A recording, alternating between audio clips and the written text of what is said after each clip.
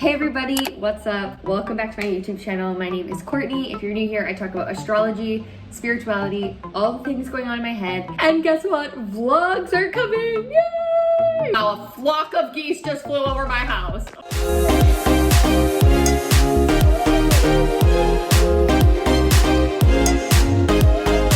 So yeah, welcome back to my channel. If you are watching right now and you already saw the title, you know that today I'm gonna do a little riff on mental health and astrology. I am someone who is so passionate about mental health, and I've gone through many of my own struggles in my life, and it's something that I just really feel called to talk about. So I was like, you know what? This is one that I feel like will be of interest to people, and I wanted to bring it to everyone. So before I even get into this video today, I wanted to actually talk about something that really helps me with my mental health. So here it is.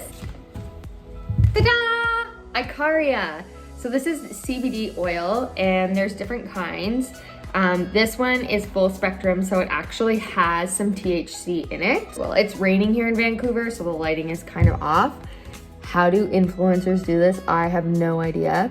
This is the Harmonia, which is really good too. These are two of my favorites. So I wanted to bring them in because while I was going through some of my darkest nights of the soul recently, literally this time last year, I really was noticing that I was having a really hard time sleeping. Like, as you can imagine, when you start a business or just living through a pandemic, I was really having a hard time sleeping. It was like, you know, my mind was constantly racing, just wasn't feeling like me. Hang on, I'm trying to fix my curtains here to give me more light, so let's just reset and reevaluate there. Anyway, so yeah, basically I've been using ICERA for a long time.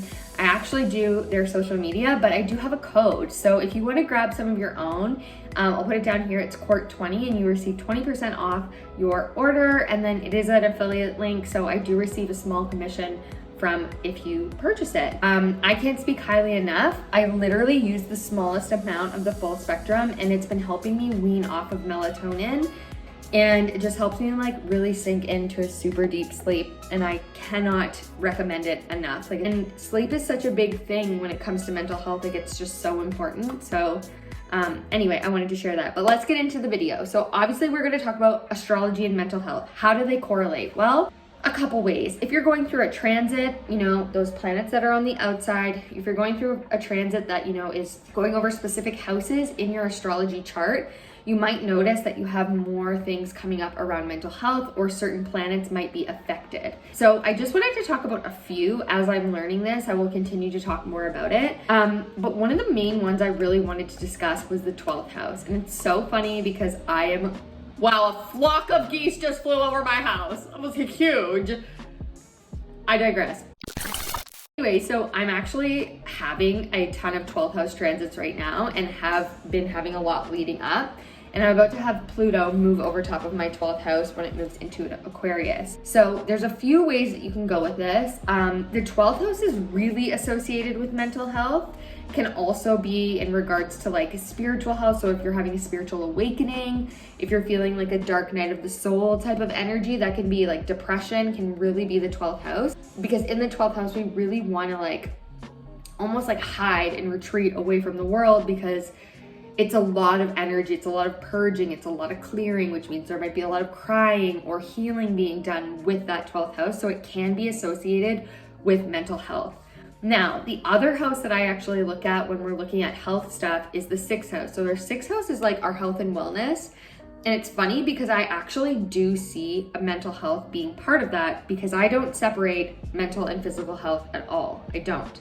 That if someone's going through something to do with their health on a physical level, it's also going to impact your mental health. So I do look at the 6th house as well and see what's kind of going on through there. Now, some of the planets that I actually think are very interesting to look at when it comes with mental health is we could look at Mercury, because it is of the mind. So let's say a certain transit is happening to your Mercury, then maybe potentially there's something happening that can kind of tell us more about your mental health. The other one that I would look at is Saturn, because Saturn, especially depending on what sign it's in and what house it's moving through, because it does rule over restrictions and limitations, I kind of see that as playing out in some forms of mental health. So a way that I would describe that actually is, so Saturn has been in Aquarius for the past how many, like not even that long, but as I'm recording this, but Saturn in Aquarius has been about restrictions, social isolation, and all the things that we've heard throughout this pandemic.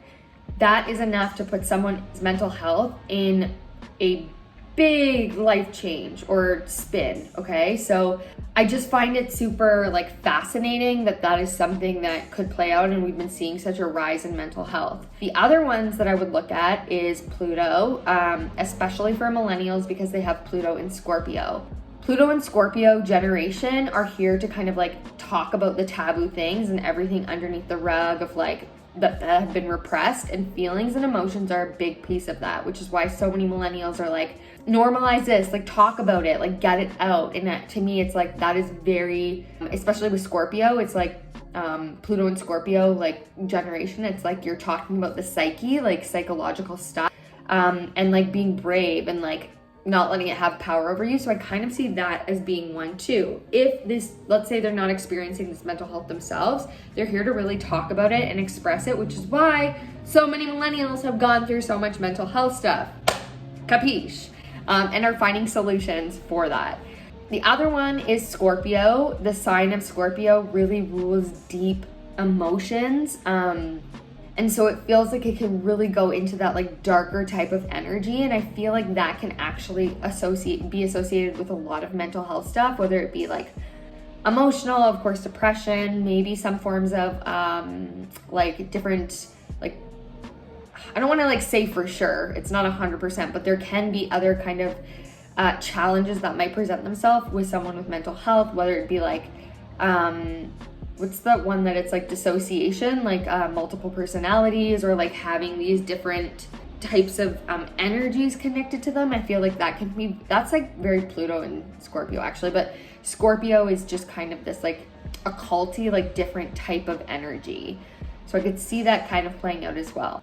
The other one that I would maybe look at is Pisces. And the reason why is because Pisces is the last of the zodiac signs. They tend to not really want to be here on Earth. Super feely. They feel everything of everyone's. And so they can go towards escaping through things like meditation, drugs, alcohol, whatever it might be, as a way to kind of like leave this, like they don't want to be here. So it's like, I just would rather like, you know, be in different realms. And with that can come, of course, mental health, as we're like, why are we escaping? Why are we numbing? Like things like that can kind of surface. So especially if someone has like their moon in Pisces, Pisces rising, Pisces sun sign, depending on what's happening in the rest of their chart. If they have a lot of Pisces, this can come up. And then any of the signs that are, of course, air signs, which tend to be like mental energy. Air signs have a lot of like, even Virgo, like because it's ruled by Mercury, like a lot of like mental stimulation stuff can come up. So I do, again, this isn't for everyone, but it's like those are places that we would maybe look at to see what's happening with astrology. Now, the second layer of this is obviously transits in people's lives. You guys have heard me talk about this before, and over on my podcast, Saturn Return Diaries, shameless plug, I talk about Saturn in astrology, the progressed lunar return, which happens right before your Saturn return. This happens around the age of 26, 27.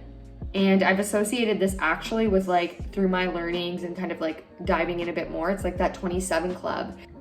We know people who have passed away or, you know, committed suicide or drugs or alcohol or whatever in that 27 year.